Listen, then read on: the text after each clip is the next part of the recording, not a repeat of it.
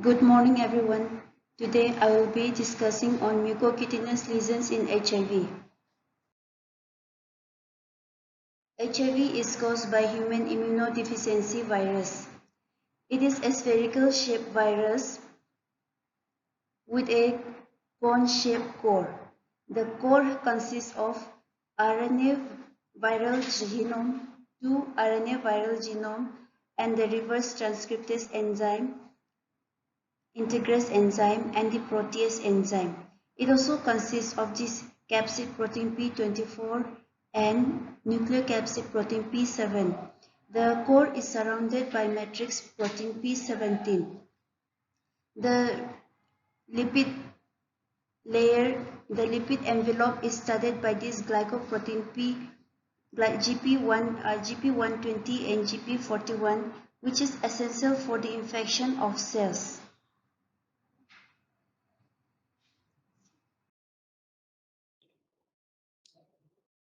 AIDS has emerged as a modern pandemic with over 40 million people living with the disease. Routes of transmission are through sexual contact, parenteral inoculation, and mother-to-child transmission. There are some groups of individuals who are susceptible to this disease.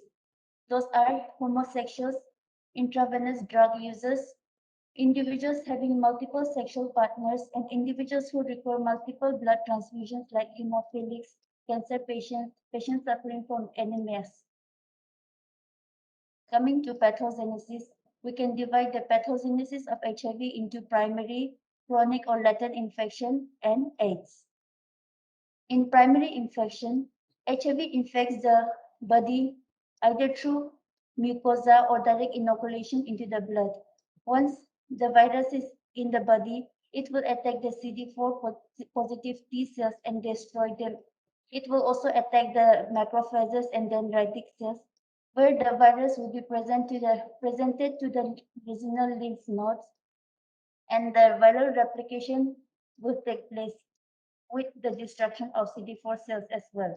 This will lead to viremia, which is usually presented as an acute retroviral syndrome after 2 to 3 weeks of infection. Due to immune response, there will be containment of the virus.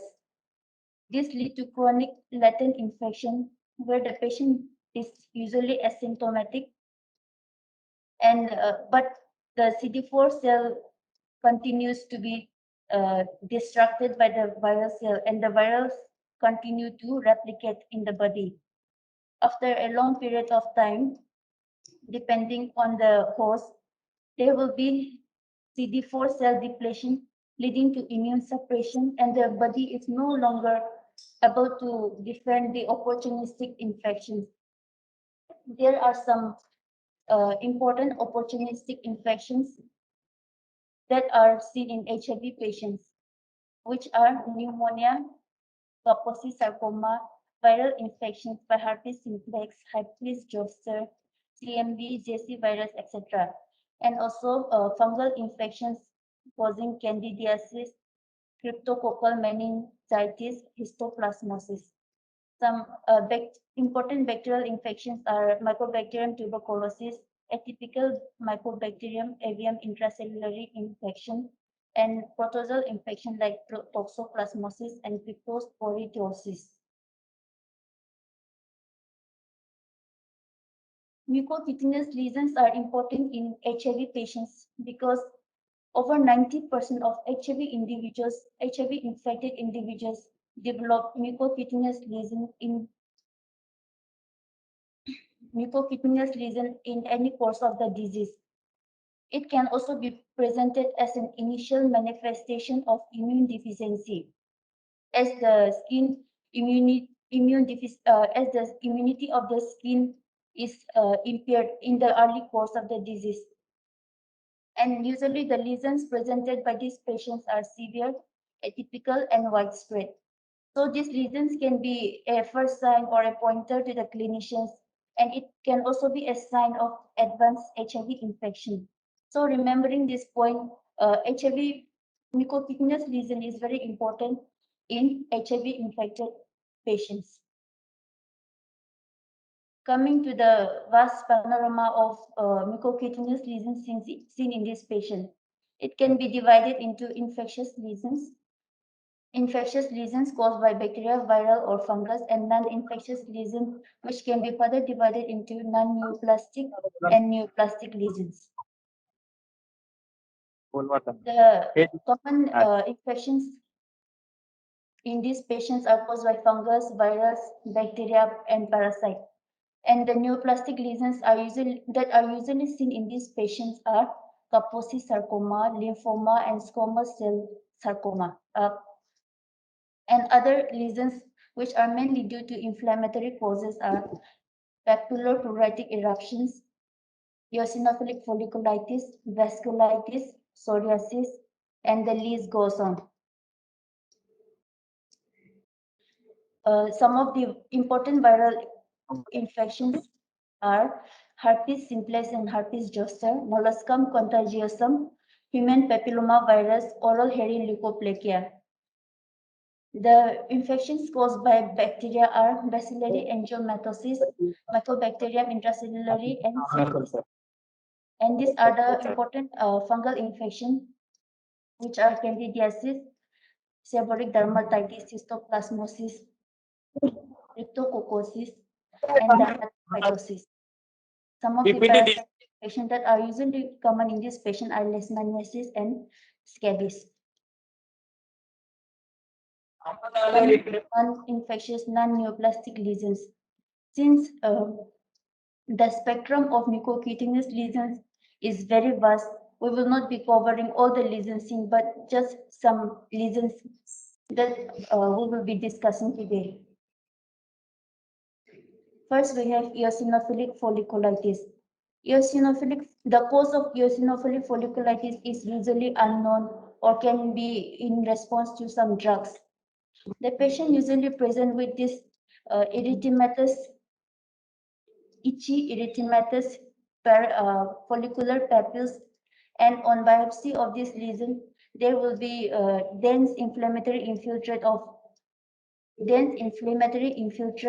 dermis and follicular destruction of the dermis by the eosinophils.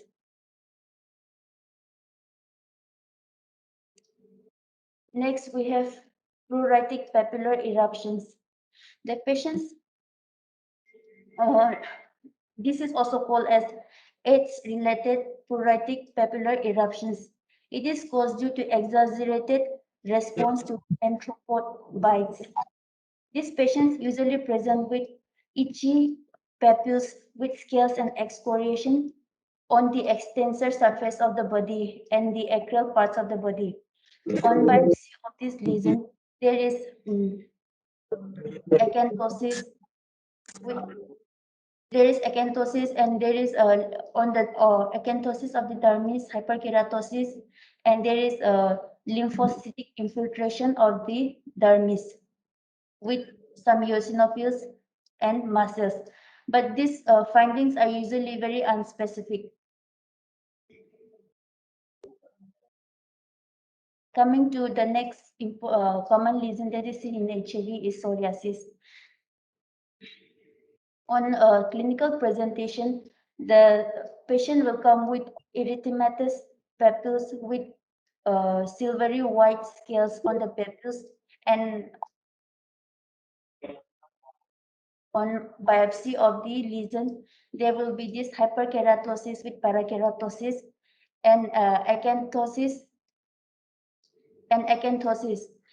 with regular elongation of the rete ridges and areas of alternate hypo and hypergranulation. There will be lymphocytic infiltration of the dermis, and the papillary dermis will show congested and dilated blood vessels. On removal of these scales, on scraping of the scales, it will lead to bleeding of the lesion. This is mainly due to these dilated blood vessels, which is also called as auspice sign. Coming to the next lesion, which are infectious and non-neoplastic lesion. First, we have viral infection. In viral infection, we have herpes simplex. Herpes simplex is one of the commonest infections seen in HIV patients. The patients usually present with blisters, blisters in the mucocutaneous lesions of the oral cavity or in the genital tract. In this picture, we see that the blisters have ruptured and there is ulcerative lesion with gray exudates. On microscopy of the lesion, this let us remember the three M's, which are multinucleation, then margination and molding of the nucleus. These are the three common findings of this lesion. Next, we have oral hairy leukoplakia, which is caused by Epstein-Barr virus.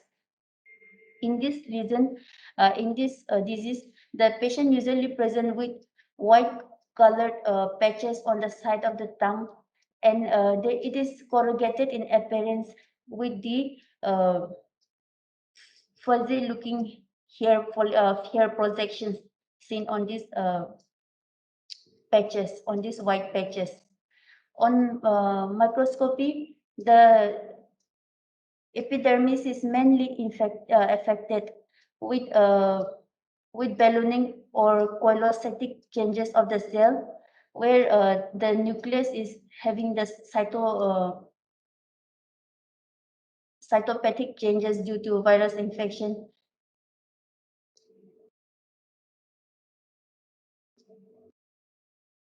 Next, we have bacterial infections. In bacterial infection, first of all, we have bacillary angiomatosis, which is caused by the gram-negative Bartonella hanseli bacilli. The patients usually present with cherry-like red papules, and on biopsy of the lesion, there will be this edematous stroma with proliferation of the blood vessels. So there is a differential diagnosis for these lesions because in Kaposi sarcoma, also there we see proliferation of the blood vessels. But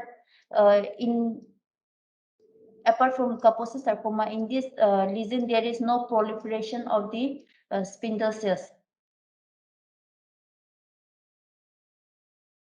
Next, we have Mycobacterium intracellulare. The patient usually present with this discrete brown-red papules, and on microscopy, there will be non-caseating granuloma, and the bacteria will accumulate in the macrophages. As we see, this is a ZN stain slide, where the bacteria are accumulated in the macrophages.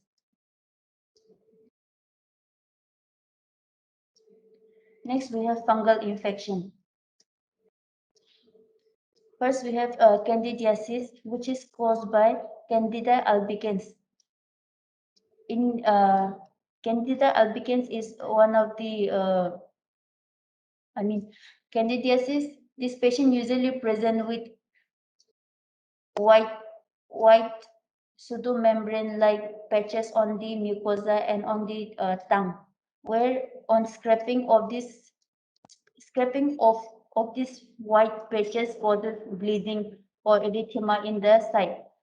We can see that the difference between oral hairy leukoplakia and candidiasis is that this white patch cannot be wiped off or rubbed off in oral hairy leukoplakia, but in case of candidiasis, the white pseudomembrane can be wiped off. On microscopy, uh, we see the fungus spores and hyphae. This is the GMS10 of the lesion, where we see the spores and the pseudohyphae.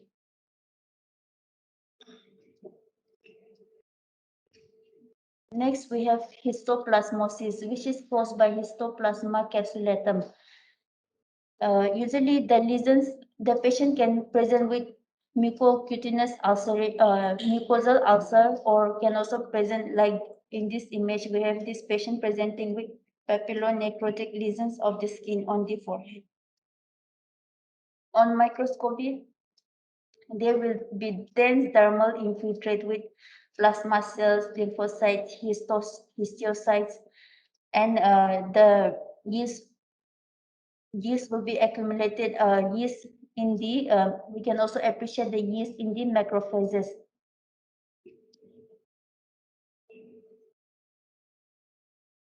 Next, we have parasitic infections. In parasitic, first of all, we have scabies. This is caused by Sarcoptes scabi. The patients usually present with pruritic papules in between the digits, and on biopsy of the lesion, we see burrows on the epidermis and dense inflammatory infiltrate in the dermis extending to the epidermis and the subcutaneous tissues sometimes.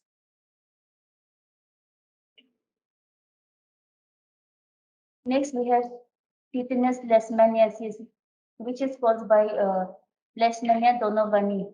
In HIV patient, the lesions are very widespread and severe. Like in this case, the patient presented with large, well-defined erythematous ulcerated plaques and crust of the on the dorsum of the leg. And on microscopy, uh, we can see the mastigoids in the epithelioid cells in the macrophages, where the organisms are seen as oval with the kinetoplast on it.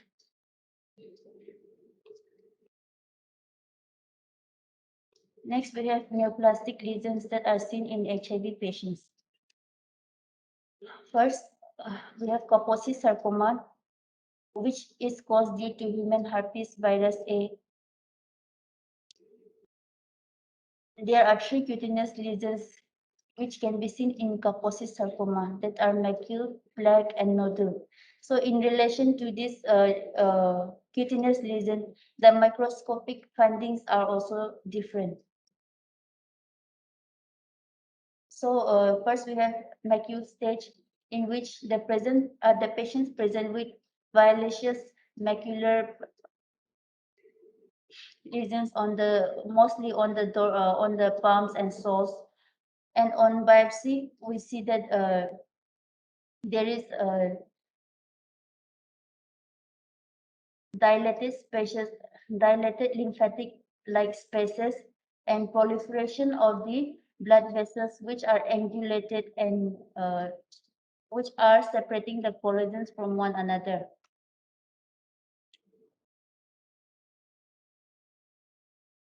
Next, we have Kaposi sarcoma plaque stage. In this, the patient present with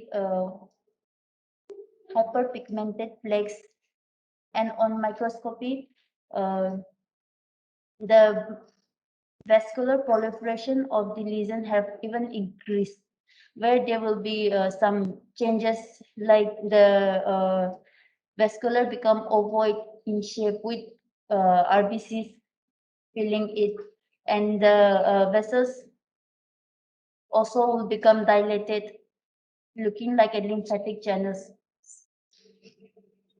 There is also some spindle cell proliferation in this in this stage.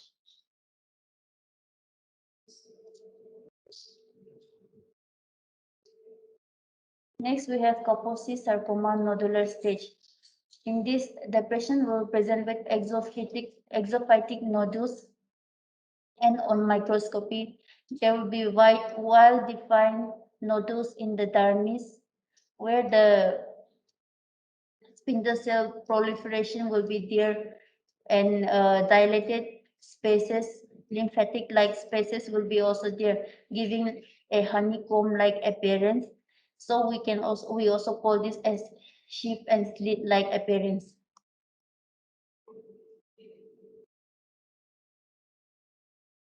Squamous cell carcinoma is also one of the most common carcinoma seen in HIV patients, which is caused by human papilloma virus. Squamous cell carcinoma is common. Cervical squamous cell carcinoma is common in women, while squamous cell carcinoma of the anus is common in men. Well, this is one example of squamous cell carcinoma in HIV, where the patient presented with this ulcerated nodule, and on microscopy, we see the well-differentiated tumor cell where the epidermis have invasionated into the dermis, and the individual cells, tumor cells, are polygonal with large cytoplasm and polygonal cells with intercellular bridging, and there is also keratinization. So this is an example of well-differentiated squamous cell carcinoma. Next, we have diffuse large B-cell lymphoma. Diffuse large B-cell lymphoma is one of the most common lymphomas presented by HIV patients. This is mainly caused due to dysregulation of BCL6, which is a DNA binding zinc finger transcription repressor that is required for normal germinal cell center formation. In this patient, in this picture, the patient presented with this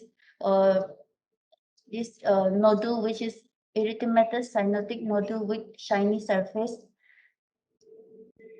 and on microscopy, we see that there is a dense periadnexal and perivascular infiltrate, and the individual cells are large, are large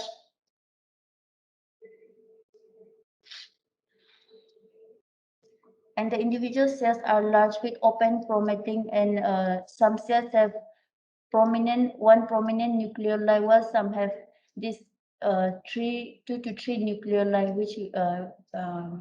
which represent the immunoblast and the centroblast, where the immunoblast have one prominent nucleoli, and the centroblast have two to three nucleoli in the nucleus.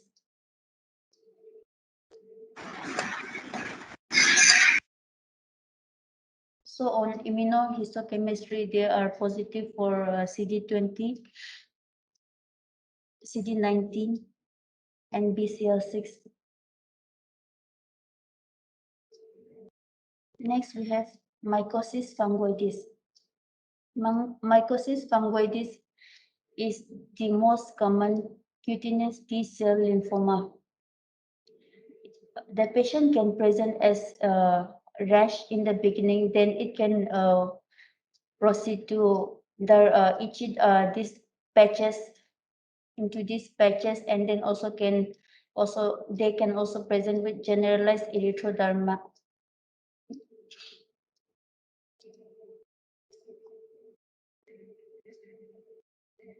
On microscopy, there is this dense hyperchromatic lymphocyte infiltration, which are going towards the epidermis. So the individual cells, these atypical lymphocytes usually have this cerebri-like nucleus, which is also called Sézary cells.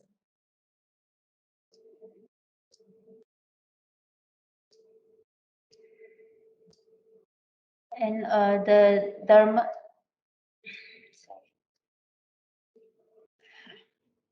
and there is also this dermal fibroplasia, where the dermis become wiry-like.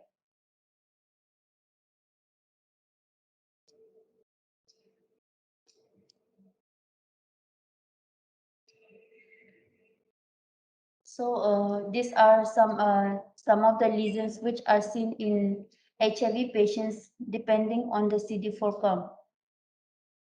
In HIV patient, when the CD4 count is uh, more than 500 or in any CD4 count, these lesions caused by herpes simplex, syphilis, tinea, seborrheic dermatitis, psoriasis, and drug reaction can be seen.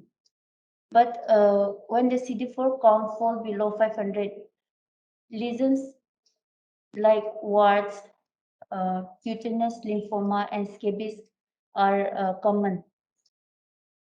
And when the CD4 count further fall below 200, Candida, Epstein-Barr viral infection, mm, angiomatosis, Kaposi sarcoma, eosinophilic folliculitis, and scabies are expected to be seen in these patients. So with a further fall of the CD4 count even below 50, infections caused by Cryptococcus and Penicillium magnified, these infections are usually expected from the patients.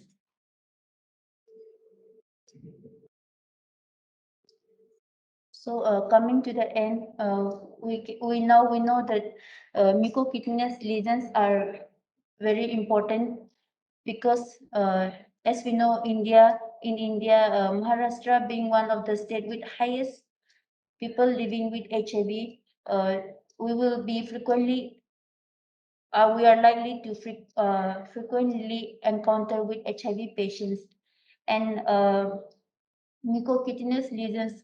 Some of the mucocutaneous lesions are very unique to HIV, like oral hairy leukoplegia, and Kaposi sarcoma. So diagnosis of the disease become easy, and also some of the skin lesions with when the patient present with some specific skin lesion, we can correlate it to the stage of HIV or either to the CD4 count. So even if we cannot cure the disease, with early diagnosis and management, we can give a better quality to the patients. Thank you all.